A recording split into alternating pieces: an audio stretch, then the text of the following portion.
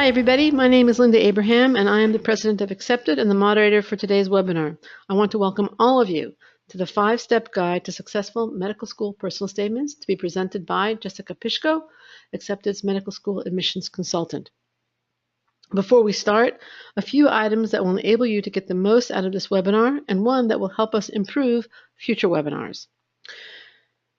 Number one, if you've not yet downloaded your webinar worksheet, take a second to do so and print it out. You can find it in the handout section of your control panel. So what I recommend is that you actually download it and print it out and then take notes on it.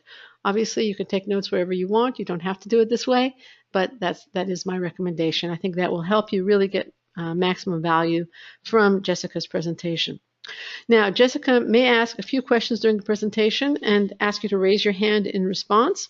You can do so by clicking on the hand icon, 2 icons underneath the horizontal orange arrow on your control panel. And I'd like to test your hand raising ability right now. So if you are attending tonight's webinar, because you want to become a physician, please raise your hand. Okay, great, fine. Thank you very much. We can put your hands down.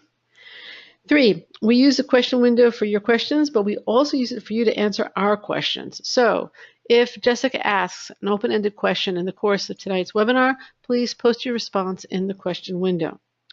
And then finally, when you leave, you'll receive a brief survey. Please fill it out. We value your feedback. We use it to improve the surveys and also to plan future surveys. To help you realize your dream of becoming a physician, I am thrilled to introduce Jessica Pishko, who will present the 5-step guide to successful medical school personal statements this evening. In 2014, Jessica started helping Accepted's clients get accepted to medical school. Prior to joining Accepted, she spent 2 years guiding students through the medical school application process at Columbia's post-bac program, and also taught writing at multiple levels at Columbia and then since then. She has an MFA from Columbia and a JD from Harvard Law. Without further ado, Jessica Pishko and the 5-step guide to medical school personal statements. Oh, wait. Hi, everyone. Oh, I forgot something. I forgot something really important, too. The first thing I forgot is Jessica's picture, is that we are offering, this is important, don't you think so, Jessica? $100 off. I was looking at following along. I'm like, wait, I think there's something. Yeah, it's pretty important. $100 off any order over $1,000 accepted services orders of non-rush medical services, and the coupon code is BEADOC, and it expires May 9th, which is next Monday. So you have a week. You don't have to use the coupon code, the coupon up, the purchase up this week, but you can anytime this week. You have the time to contact us, figure out what is the service that's going to be best for you, and then purchase it using this coupon code. And yes, you can also request to work with Jessica. And the other thing I forgot before we get going is just that we have a few polls to start with. Okay, and we're going to do those right now because we'd like to learn about our audience. The first one is, where are you at in the application process? Okay, there you go. Click on your screen the option that best describes you. You're a first-time applicant for this cycle, you're a reapplicant for this cycle, or you're planning ahead to apply in 2019 or later. And we have about 68% having voted. Can we get it over 80%? We have a leader, but not dominating yet. Getting ahead. Okay, with 80% having voted, I'm going to close the voting. 5, 4, 3, 2, 1. Oh, come on. Somebody else voted. It just went down from 80%. All right. People logged on. Yeah, okay. Here's the vote. Here's the vote. It means people are still coming. Here are the results. Okay, so 53% of you are first-time applicants. 19% are reapplicants. And 28% are planning ahead. Good for you for a 2019 application or later. And here's the next poll. Let's hide this. Are you planning to apply MD only, DO only, or MD and DO programs? Both. 52% are MD only, and 48% are MD and DO. Nobody is applying to DO exclusively. Okay, that's kind of an interesting result. I would have expected some DO only. And here we go. The last question. Have you started on your personal statement yet? And let's share the results. So 56% of you have begun writing. That's fantastic. 23% have made some notes, and 21% not at all, which would make sense for if you have 28% here planning ahead for 2019. So most of the ones, I would assume, that are planning to apply this cycle have at least started making notes. Great. And Jessica, take it from here. Okay, thanks guys for answering those questions. It just helps me to get to know who's here and who's listening. We will have a question and answer session at the end, so if you have questions, you can jot it down and save it for them. Okay, so everyone's here because they want to learn how to write the med school personal statement or how to write it better. I'm going to break it down into 5 easy steps for everybody. Before we get to those steps, I just want to talk a little bit about the purpose of the personal statement. As you guys probably know already, if you've gotten started, there are many parts to the AMCAS application. There will be your MCAT scores, your grades, your letters of recommendation, your work and activities, and the personal statement. I think there's another slide in this. Yeah. Oh, there we go. So you can take a look. It's our little pie chart. And sometimes people ask, I get a lot of questions about how important is the personal statement, you know, et cetera. And that sort of gets like, I know someone who did XYZ and they got into, you know, a great medical school. So just to kind of put it in perspective, it's part of the whole overall package, which can mean a lot of different things. But for most people, I think the personal statement is very important. And it's the one thing that you can really control, right? You can't control a lot of the other parts of your application. All right, so let's, some of the basics on the personal statement. Most people don't like to write about themselves. I have almost everyone I work with says they don't like to write about themselves, or they have a hard time writing, or they have too much to say, or they have not enough to say. And the personal statement is left open-ended intentionally. The admissions committee wants to know what you have to say and how you'll say it. So it's really best to see it as an opportunity.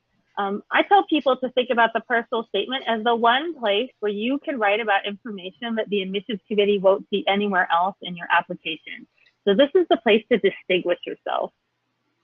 And one key point we could never really hit enough is no baloney, hence our baloney picture. No baloney, right? So never lie or exaggerate on the personal statement. Don't make up a story because you think you need one, or exaggerate, you know, make a story important that wasn't important to you. It's disingenuous. It really doesn't work. All right, and then practical overview for the AMCAS personal statement. Can we get the facts? So character count 5,300 for AMCAS. Character count for the ACOMAS is 4,500. So the ACOMAS is slightly shorter. You do need to write different personal statements for each application, although you can usually revise the AMCAS.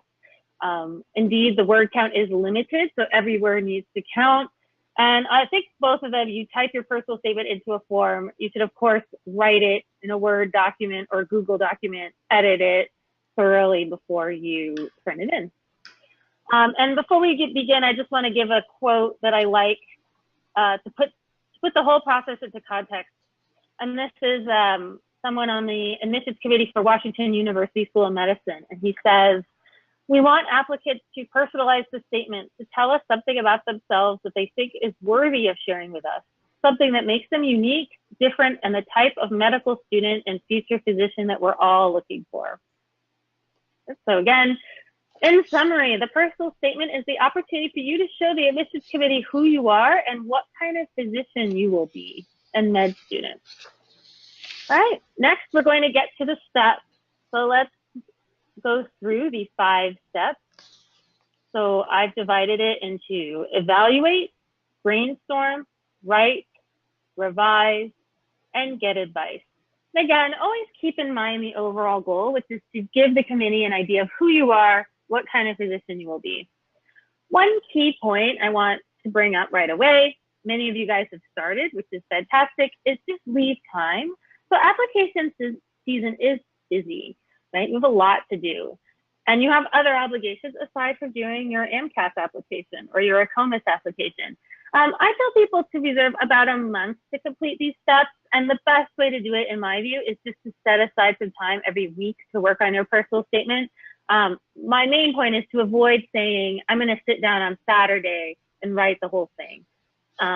It just doesn't work. It's a lot of pressure, and you'll end up feeling more frustrated when you have a tough time. If you set aside time every week and one day doesn't go well, you have another time to try. All right, so let's get started with the steps. Step 1, honestly evaluate your strengths and weaknesses. So spend some time thinking about your application and your strengths and weaknesses. And here's a few things to consider. Your grades and your MCAT, if you know. Volunteer work, focusing on long-term commitment. Research experience, shadowing, personal hardship, and other extenuating circumstances. Right? So I'm going to ask people to submit responses. They're fully anonymous, so I won't say who you are, but jot down, or you can write in the window, what do you feel like are your core strengths? What would people who know you say about you? That's one way to consider it. I find people either have a really hard time thinking of good things about themselves or a really easy time, right? So this is for a little bit of both. So let's have people type responses into the window, and we'll look at a few.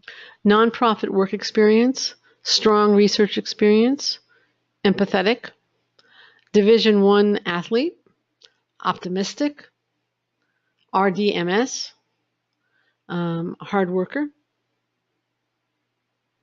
problem solving, passion for my specific patient population, innovative, combat veteran, public speaking, calm, cool, and collected, patient experiences,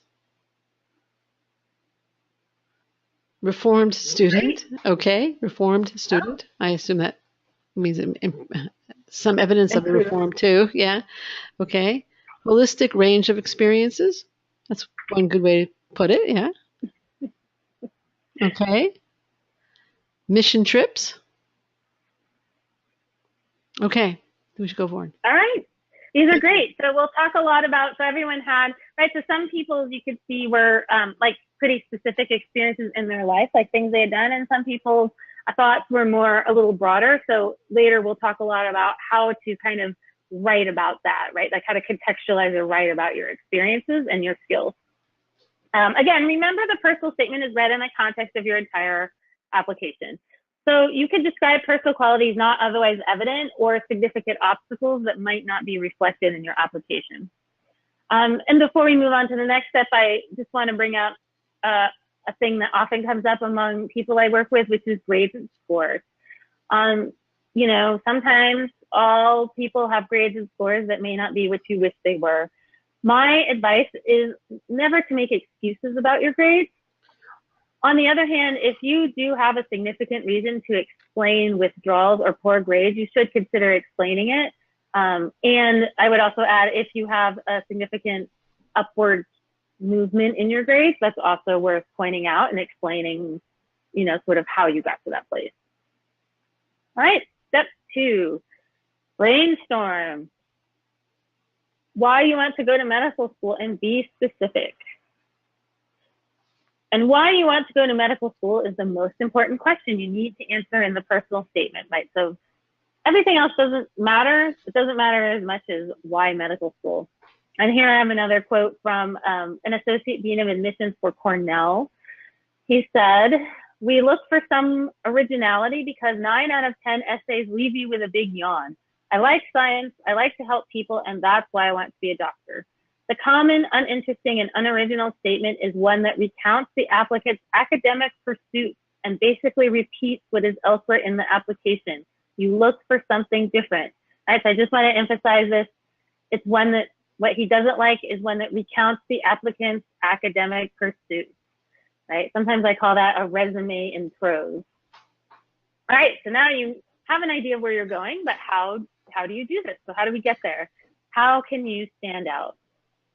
My first advice is to take some time. You'll notice this is a common theme in everything I say, right? So take some time and think about, why are you interested in medical school? And here I'll take some answers too. So you could go ahead and type responses in the chat box. The question window. The question window. The question window. Oh, not the chat box. No, The question window. My bad. I have a different window, I think. I think so. Yeah. So go ahead and jot down. So why are you interested in medical school? How will you contribute to your med school class? How do you hope to contribute to the medical field? And we'll collect some answers on the screen, and then we can talk them through. It was interesting in the first. Okay, I'll get back to that. To change the field of medicine is why this individual wants to go into medicine. Provide care in rural communities. Continual learning. Anybody else want to share why they want to become a doctor? Contribute quality improvement experience. To embark on a journey of personal growth and becoming a leader in the healthcare workforce. Want to learn new things. MD is one of the most flexible degrees. I can treat patients, but also go into business or policy. Somebody wrote, wait, the screen jumped. It's not an exact science. I couldn't think of anything else. Continued learning experience and growth. Yeah, a lot of people can be more specific than that. No, I mean, I was thinking about this. A lot of people are talking about learning and growth. And actually, I think that there's some value to saying that you want to go to medical school to keep learning. On the flip side, you have to bear in mind that, med school is really for people who want to be doctors. I mean, just to put that right, it's a lot of time, it's a lot of money, it's a lot of effort. And I would also, as you write your response or think about how to frame your response, to think about the people reading it who are doctors, probably very experienced doctors. And so, in some ways you're sort of asking to join their club. So you want your reasons, well, your reasons don't need to mirror, everyone else's reasons. You do want to think about sort of what are the reasons you could give them that are both compelling and pretty specific. So yeah, I mean, well, I think like continual learning is an important attribute. You do want something about something specific about why medicine and not something else. Again, medical degree is not easy to get. And they do want to make sure you have the endurance to finish the degree, right? That's sort of a med school's worst nightmare, is people who don't finish their med school degree. That and probably people who don't pass the board. All right. I think there has to be an element of service that goes. Yeah, I think an element. So someone who wrote serving rural communities, I think that's really great. I do think you want to think about the schools you're applying to. I'm sure you have.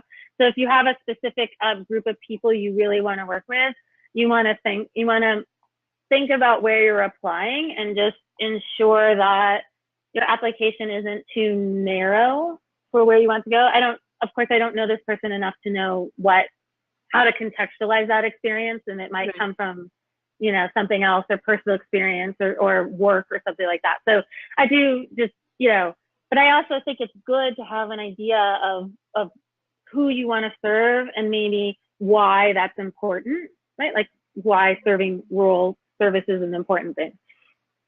So I do think that's of a lot of value. It's something beyond helping people, right? It's sort of, here are the people I want to help, and here's how. Okay, so we'll also, as we brainstorm, talk about the reliable writing maxim, one you've probably heard a lot, which is show, don't tell.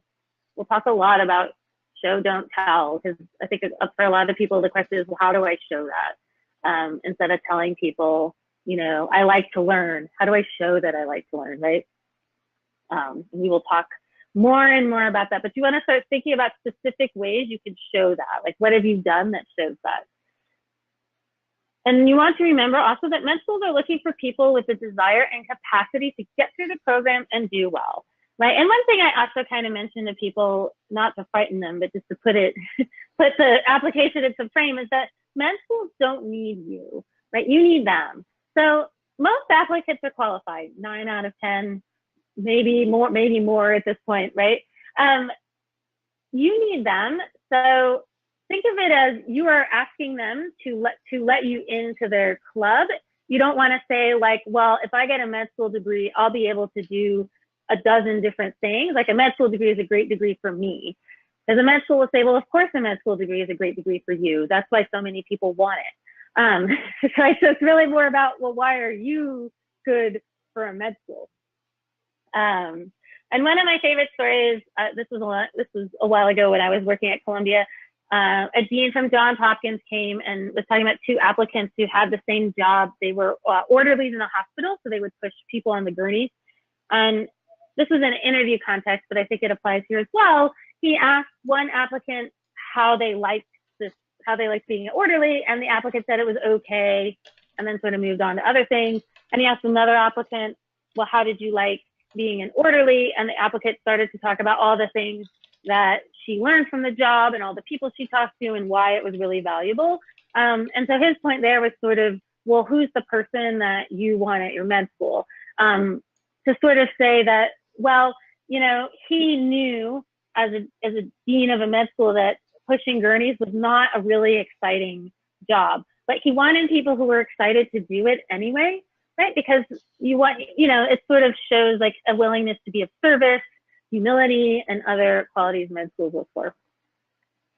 Plus, if you have nothing to say for yourself, that's always a bad sign. All right, step 3, start writing. You'll notice that I put this as the middle step. So this is not the first nor the last. In my view, most people don't leave enough time for editing and thinking. You'll see that I prioritize a lot of thinking. And again, we talked about the fact that we think of the timeline as about a month from start to finish. Obviously, that is flexible depending on what your particular situation is. But I like for people to leave time to write a draft, put it away, go back to it. You know, I really think it hurts people to try to do it all in one night or one day. It is also immensely stressful. So I don't think you should put yourself in that situation. And sometimes people say like, well, I work better under pressure. That's okay. Just give yourself like fake pressure and then have real price. Don't use the real deadline as pressure. Make yourself a deadline and fake pressure. Let's do it. Right?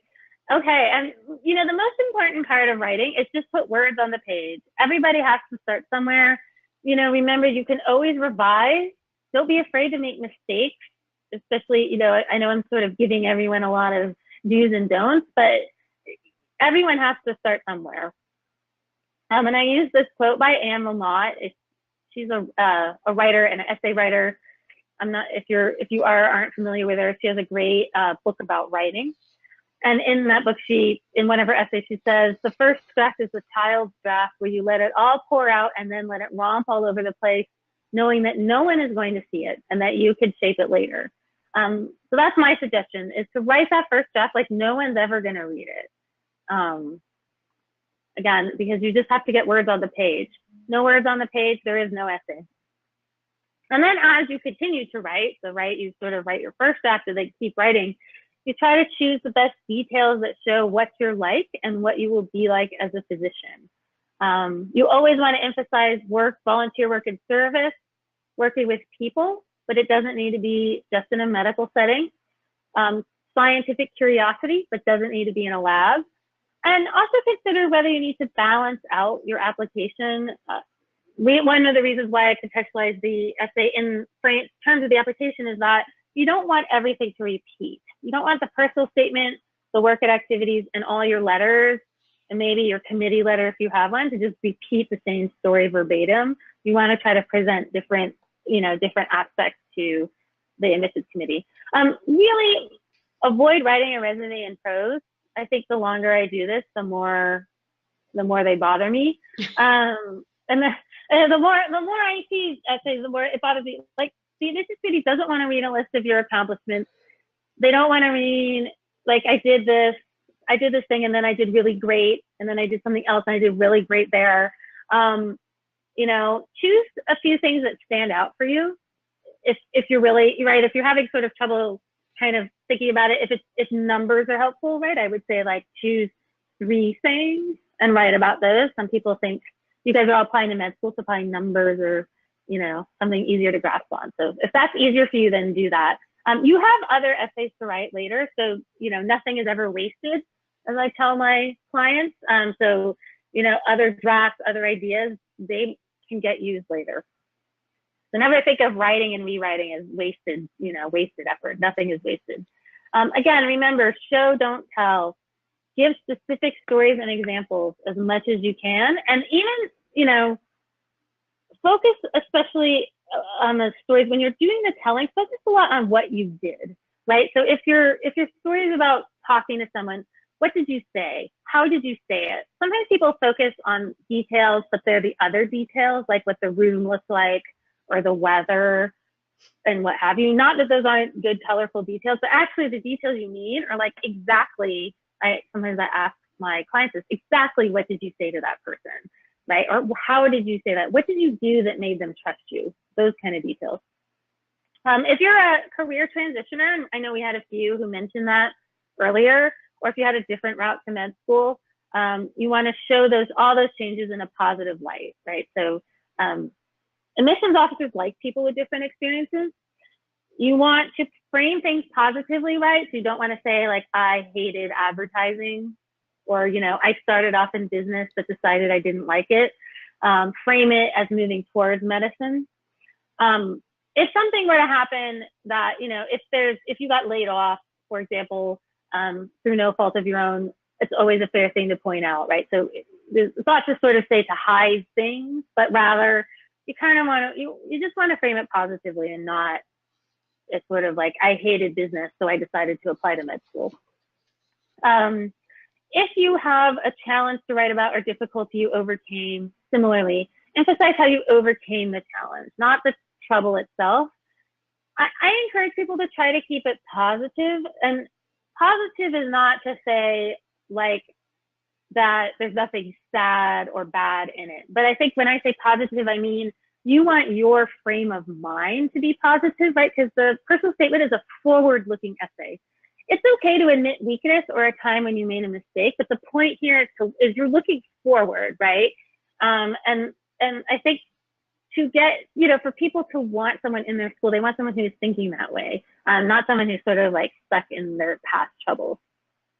And again, that can be really hard if you've had a tough time. I'm not, I don't want to, I want to acknowledge that this is not an easy thing. A few other tips: don't embellish, right? So don't make stuff up. Don't write about something you didn't understand. Don't get cute. That's my favorite slide. Don't get cute. Don't draw a picture. Don't write a poem. Don't write song lyrics. Don't write a Wikipedia entry. Don't write a rap. Whatever it is, I've seen them. Don't do it. And remember that a lot of people have the same basic experiences in resume, right? I mean, to some extent, getting into med school, you have to conform, right, to their requirements. So try to write about the things that will get you noticed in a good way, not in a bad way. Okay, step 4. This is my favorite step, which is revise. Revise, revise. Revising is my favorite because people seem to resist it, but it's wonderful. Revision is wonderful. So leave a long time for revision, a little longer than you think, right? And I do a lot of writing outside of accepted, and you would be surprised that most of my writing is rewriting. Like revising is about 70% of writing for me. So to me, revising is the best and most important part. And I think it's really hard to revise everything at one time. So one way I think of revising is to sort of go through a checklist, right? So I suggest, for example, doing a read to make sure it makes sense. That's a good one, right? If it doesn't make sense, or if like, for me, it's like, if I don't understand what's actually going on, that needs to be revised, right? If someone doesn't get it, you're going to have a problem. Next revision, you might want to do another revision. Are your examples specific and vivid? Is it memorable, right? This is the time to get rid of platitudes and cliches. So like, one good turn deserves another, thinking outside the box, all those cliche things. We'll get rid of those, and make sure all your examples are vivid. And then you always want to do another revision to make sure everything's grammatical and error-free. So we'll break down those revision steps even more. So make sense. right? First, they sort of physically make sense. Like, are the words in order? But you also want your journey to med school make sense. Like, you want to emphasize your commitment to going. You don't want to put down other professions. And like I said, you want to bear in mind that you don't know who will read it or what mindset they have. So, I just say play it. There's no point in putting down other people. You don't need to. Is the story coherent?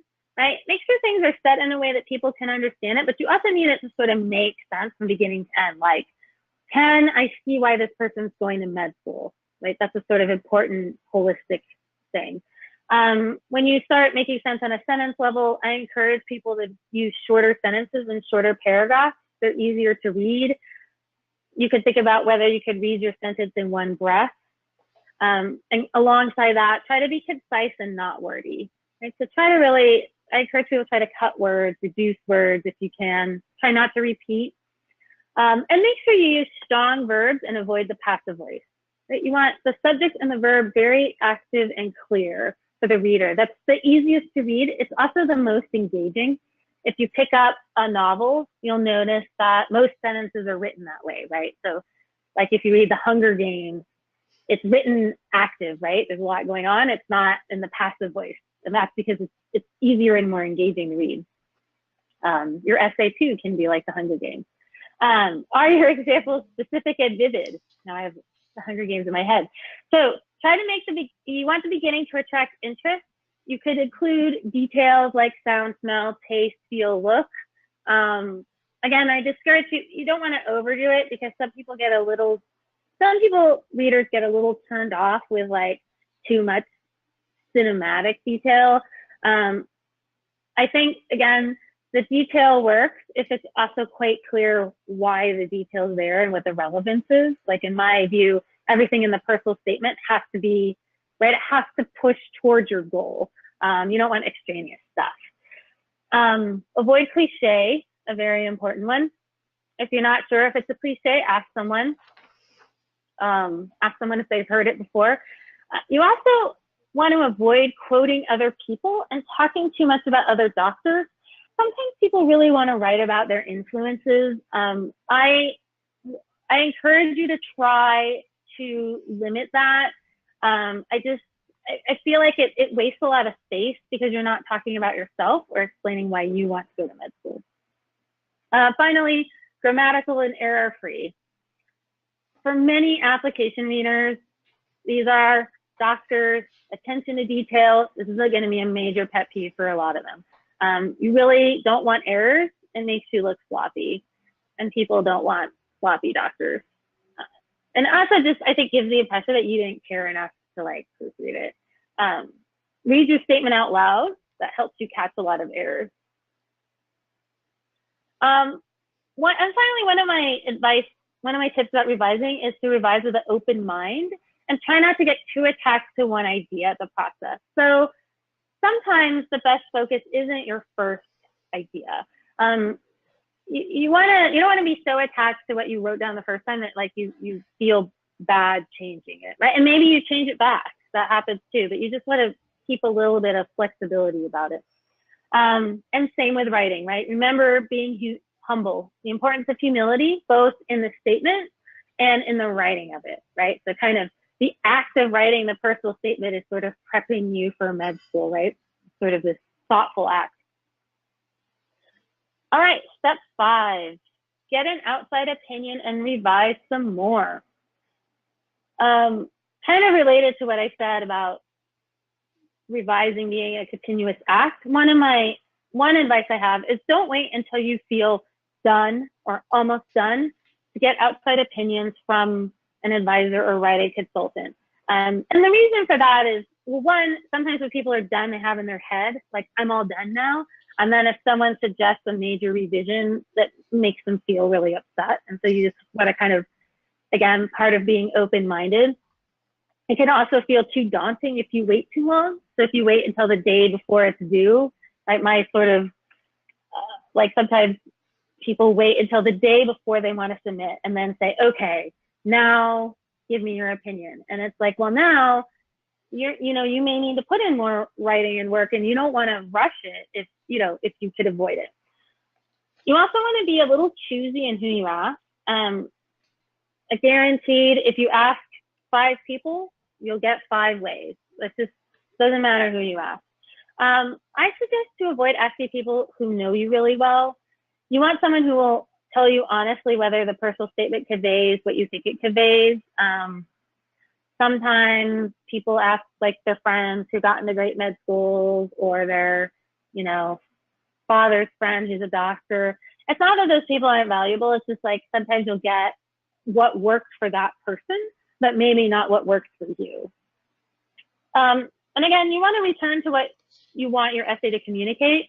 One way to do it is to ask whoever's reading it if your essay conveys the message. Like, you could ask your reader, like, okay, after reading my essay, why do you think I want to go to med school? Right? So again, the questions are, what makes a good med student? What makes a good medical professional? What are your best personal qualities? How have you shown those qualities through your actions? In what way do you think you're different from your fellow applicants? Always get feedback on humor. I am not one who, I don't suggest humor. Never be sarcastic. It really doesn't work. Like, sometimes I have someone who starts their personal statement with like, this is not the typical personal statement.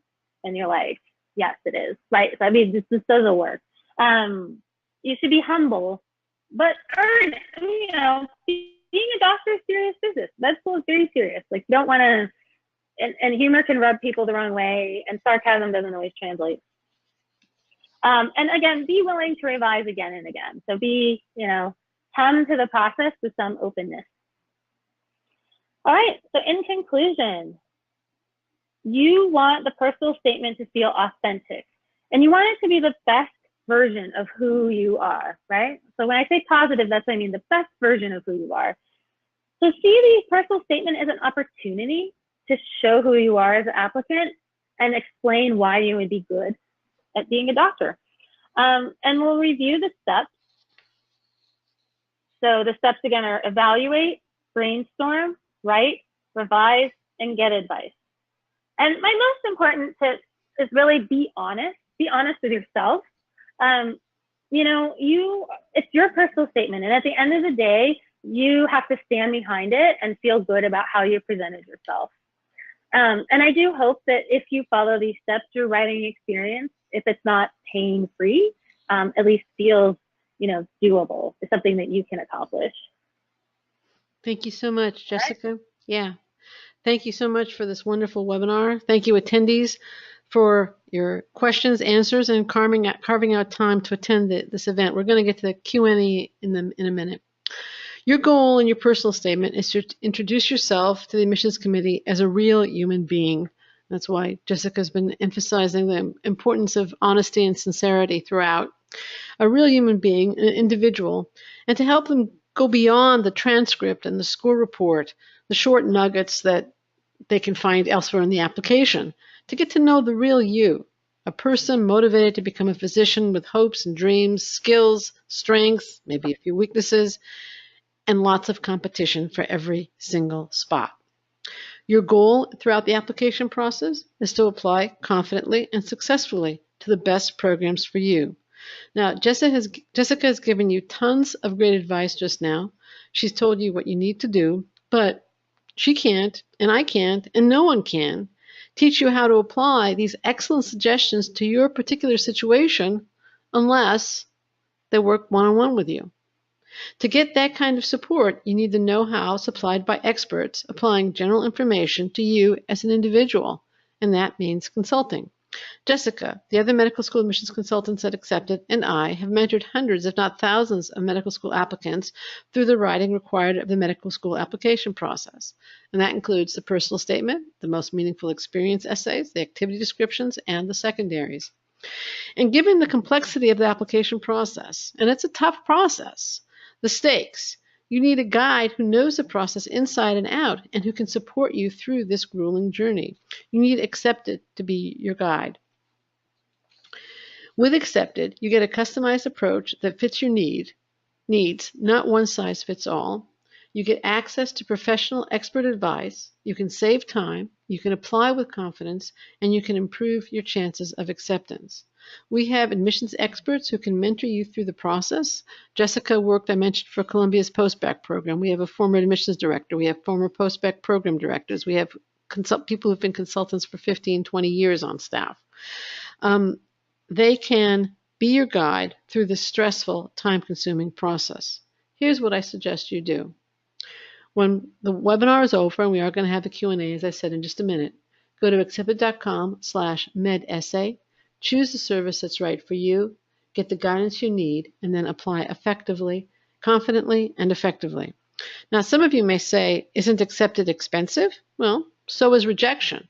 But nobody seems to count that cost, okay?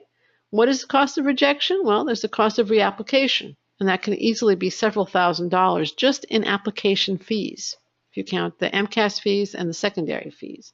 There's an additional year of reduced pre-physician earnings. There's a potential that you could have gotten into a better program and perhaps have a lifetime of higher earnings.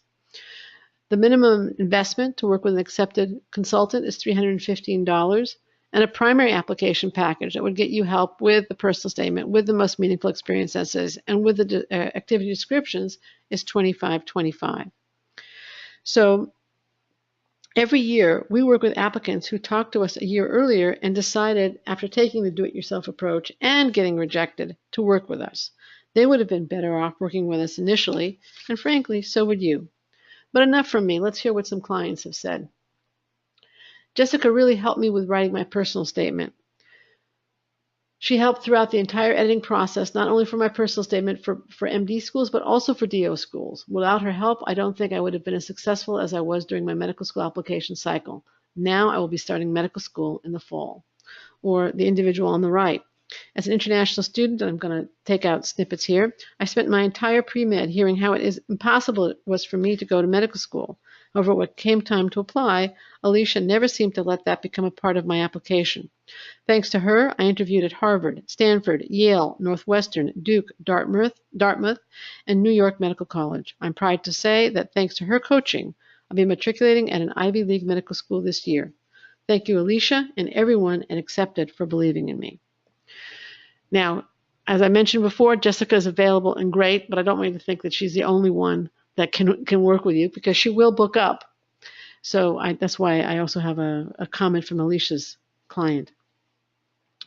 And now, so again, here is what I'd like you to do after the webinar, is just follow these steps. And I also want to remind you of the special that we have for you and the coupon code. You can write it down on a piece of paper or on your worksheet. I think there's a space for it. Be a doc. Save $100 off any order over $1,000. And now for the Q&A. Let's see what we have. I know several of you posted questions, and I invite the rest of you to post some too. Okay. Can you address writing a story into your personal statement? I mean, having something catchy in the beginning, something dramatic that catches the reader's attention. So I think that, well, I would say a few things about that. So one, bear in mind that the beginning doesn't need to be dramatic, as in it doesn't need to be like someone dying or being wheeled into the ER or falling off a cliff or something. But I think one, you know, sort of try not to overemphasize drama. Two, I think you want to pick an opening story that is going to set the tone for your essay. My favorite kinds of, now this sort of gets, my favorite kinds of essays, and I think opening stories are ones where by the end of the essay, you feel like the writer has grown, right? So as you read the essay, you get to know the writer, and you also feel like, oh, I've watched this person grow as I read this essay, right? It sort of creates a nice, I think, feeling in the reader that they know you. So I also encourage when you do the opening, it's not, the opening doesn't stand alone, but it sets the tone for the essay. And then you want to think about where you want the person reading it to end up at the end. So while the opening does need to be specific, I also think it's important that you're active. So like drama is not helpful if you weren't, like if your best friend went skydiving, it doesn't really help your application because you didn't do anything, right? Or, you know, you want to bear in mind that the drama is not necessarily that. And also, you know, you do want, I think people use the word drama, they mean like tension. And I do think that stories need a little bit of tension. So like you need a moment where it's like, what do I do? What do I say? Did I do the right thing? I'm not sure, right? It's almost like this moment where you, as the you in the essay, are not sure what to do. And those are kind of my favorites. So I do think you want to think about a tension or a dilemma. Yeah. But it's not, but don't mistake that for something like explosions in the sky, right? It's more like, what's your internal dilemma and how can you articulate that? I agree with that fully. If you don't mind my joining in here, I don't think I do think the opening is important, and I think an essay is far more effective when that opening engages the reader. But it doesn't have to be something dramatic in the kind of over the top sense of somebody died, somebody, I don't know, some horrible event occurred. But a little bit of tension. What is going to happen next? A question. What is the main character, i.e. you, going to do? Yeah. How are they going to handle this situation? How are they going to grow? Maybe there is a dilemma, like Jessica mentioned. Maybe there's a turning point, a decision point that you're facing. That's the Yeah. kind of drama that can start a really good essay.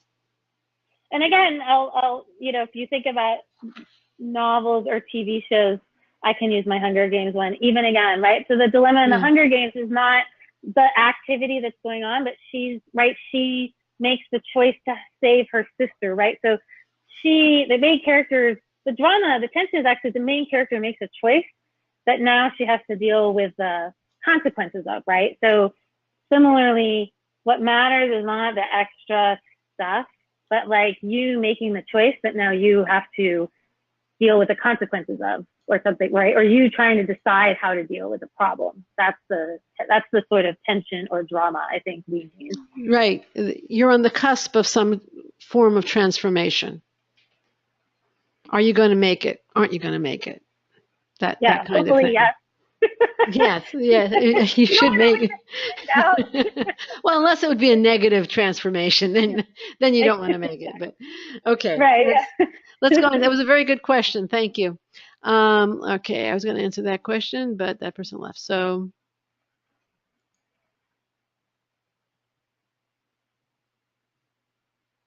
this is an interesting question. If I shadowed and had a great experience that reaffirmed why I wanted to become a doctor, but I could not specifically do anything on the patient, I couldn't care for the patient, how would I convey that in my essay? Because I didn't Yeah. actually do anything, but I truly wanted to. No, that's a good point. So, I hear this a lot. So I understand, and everyone reading it well understands that you guys aren't doctors, and you haven't, unless you have EMT training or something, you haven't like done chest compressions or taken someone's blood pressure even, right? So, we all appreciate that you haven't done something. If you want to talk about a shadowing experience that was really interesting, I think I would say a few things. So one, I would discourage you from starting your essay with that. I just don't think that starting with shadowing is particularly effective. Two, I think you could frame it as it confirmed your interest in medicine, but why? Right? Specifically, but why? So did you see the person you shadowed do something? Did they teach you something? Like, did the act of what the physician do teach you a way to handle something? So I think you can talk about it without saying, yes, you were probably a fly on the wall. That said, because it is less active, I would discourage you from starting the essay that way or having an essay that's only shadowing. Because it is, at its root, shadowing is never going to be as active as the time you solve the problem yourself, right? So even if that means that the opening is not about medicine, is about totally something else, I think that's usually better. I won't say always, but usually better. Right. Or here's another question. Should you use all 5,300 characters for the MCAS or just enough to convey your message? Well, I tell people it's like critical mass, right? Like if you are, 4,500 characters for the AMCAS, the reader's going to wonder why you don't have more to say. I mean, quite frankly, Yeah. if you can't write like over 5,000 characters about why you want to go to med school, I think they're going to wonder what's up. It's not only why you want to go; it's what you're going to bring. Yeah, I mean, yeah, if it sort of gives us the impression that you don't want it that bad, right? You can't find enough to say. On the flip side, there's no, you don't need to be like 5,299. I mean, you know, so to me, it's like a critical mass. Like you should be over five. If you're not over 5,000, there's a real question to me about what's missed. Like something serious is missing from your essay, I would say. Like, as in a whole paragraph is missing. So I mean, I understand that some people might say like, oh, I like being succinct or what, but when they're reading a bunch of essays and yours is noticeably shorter, they'll think, well, like, how do you have nothing to say for yourself after all this? Right, right. That's my view on it. It's like a sort of critical mass kind of thing. Okay. Now, Kathleen's asking, is there a package that covers personal statements and other services? Yes, we do have primary application package. We have the primary application package alone. We have a primary plus secondary package. We can also combine the primary, the primary, the MCAS, and the ACOMAS. And you can find that. I'm going to post that right now. There's a Texas one. I just want to point that out too. Yeah, it was one for Texas. The MCAS, the TMDSAS, and the ACOMAS. Yeah, you are in Texas now, so. No, I am. I was going to say, if anyone's applying for the Texas schools, be aware it's a totally different application. I'm sorry. Yeah. You have to write 3 totally different essays. Right. Right. So yes, we do have both the primary application package, primary plus secondary application package, primary plus PhD application package, and then something for TMDSAS, and they're all accessible from the page that I just sent you. And if somebody just wants an essay package alone, which would be just for the personal statement or for a secondary essay, if you were so inclined, you can find that. Let me get to that page, just a second. That's actually at the page I was giving you before. That's at accepted.com/ it's med essay, whatever. Well, it's here. There. You can find it there, just on the screen right now. That'll take you to our hourly essay editing services and also the initial essay package. And again, you get $100 off any order over $1,000. Okay, let's see. We have other questions here. Okay, we have one question, and one of the people is from Texas. Should DO personal statements be different from the ones we submit for MD schools? Yes, that's a very good question. That is a very good question. A very good question. So a few things about the ACOMAS personal statement, since that's right, about half of you guys are applying to both. The ACOMAS personal statement is shorter, right? Substantially shorter. So 4,500 characters as opposed to 5,300. So that necessarily means it has to be different.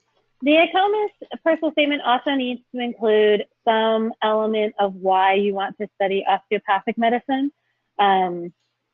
That's important to DO schools, that you include something about, why their school appeals to you. I also think that the ACOMAS statement should have a little more of an emphasis on service and, sort of doing good work, because that's generally a quality that DO schools look for. So, there will be overlap. Most of my clients do the AMCAS essay first, and then we, change it and adapt it to the ACOMAS essays. I would say for most people, that's how the process works. Of course, you might decide to write something totally different for the ACOMAS, but unfortunately, sometimes people think like, oh, I could just delete a paragraph and it's fine, but that doesn't quite work. Right. As a matter of fact, I just chatted you folks, and I'll also put it in the question window, a link to an interview that I had with an osteopathic admissions director who previously worked for the AACOM, the Osteopathic Medical School Organization. And she emphasized that they really, really want to see somebody. They don't just want people who can't get into allopathic medical schools. All right. They know people do that. They want people who want osteopathy. So if you want to make to enhance your chances of acceptance at osteopathic schools, show that. Okay. All right. It's like no one wants to think they're like your B option. I mean, you got to write an essay that's like you're my A, You got to write. You got to put some energy into it and be like, you're my A option. Like no one wants, people know if they're your B option, and they know that people do Dating it. in that regard. It's a little bit like dating in that regard. Yeah, it is. Okay. Um, here's another, I think, excellent question. If you're a reapplicant, should you rewrite your entire essay, or do you only need to revise the one that was originally submitted? I generally think that you should rewrite your entire essay, and there are several reasons why. One of them is that if it didn't work the first time, you probably shouldn't do it again. The other reason is that your essay really needs to reflect the fact that you've grown, and I don't think you can do it just by revising a paragraph or two at the end. Now, that's not to say that you might not keep some parts of your old essay, but I really, really encourage reapplicants to rewrite their essay. Aside from the fact that if anyone happens to remember reading it from last year, that's no good. But I mean, look, you're a new applicant. You're better. Your essay should be better. And again, I discourage people from doing something that didn't work the last time, right? Like, right. So now write another one. Okay, wait, this is a link to the osteopathic medical school. Somebody just asked me for a link, and I'm not sure to what. I did. Oh, I see why you didn't get it, because I didn't post it. All right, I'm chatting you the link to the osteopathic interview. No, that did chat that. Was that what you wanted? Somebody just asked me about the link. Okay. Where is that link? I found it. Oh, she found it. Okay, good. Great. Next question, because it was another really good question, and I wanted to raise it with you, Jessica. Okay, here's a good question. You mentioned to talk about more emphasis on service for the DO personal statement. Should I not do that for the MD personal statement? Far from it. Go ahead. No, far from it. You should in the MD personal statement. No, that's not what I meant. No, I did not mean that. It's definitely really important for MD and DO. It's really important for both. I think that DO has a slightly different spin. Like primary care. MD is too. Yeah, like they have a slightly different spin on it. So I think I meant more that, not that all doctors aren't in service. Right. Okay. Then here's the other question I wanted to raise. If we include an experience in our statement as a focus, in other words, an internship experience, shadowing experience, should it be excluded from extracurriculars? You shouldn't exclude it, but I would discourage you from writing about it as the most significant experience. Yeah. Depending on what it is. I would discourage you from writing another essay on it. But it should still be in the application. You just probably shouldn't use it for a most significant activity. So like if you write all about, let's say you, volunteer for the Peace Corps, and your personal statement's all about volunteering for the Peace Corps, then don't write a significant experience about volunteering for the Peace Corps, because like they've already, they got it. Pick something else. So that's where you can balance your application, right? Like you can pick another thing that you didn't get to talk about in your personal statement. Okay. All right. I'm going to answer one quick question here. Do I need to include something about the school I'm applying to in my essay? That's for secondaries, not for the primary application personal statement, because you're applying to multiple schools. Okay. We're at 6:00 in the Pacific time, whatever the hour is where you're located.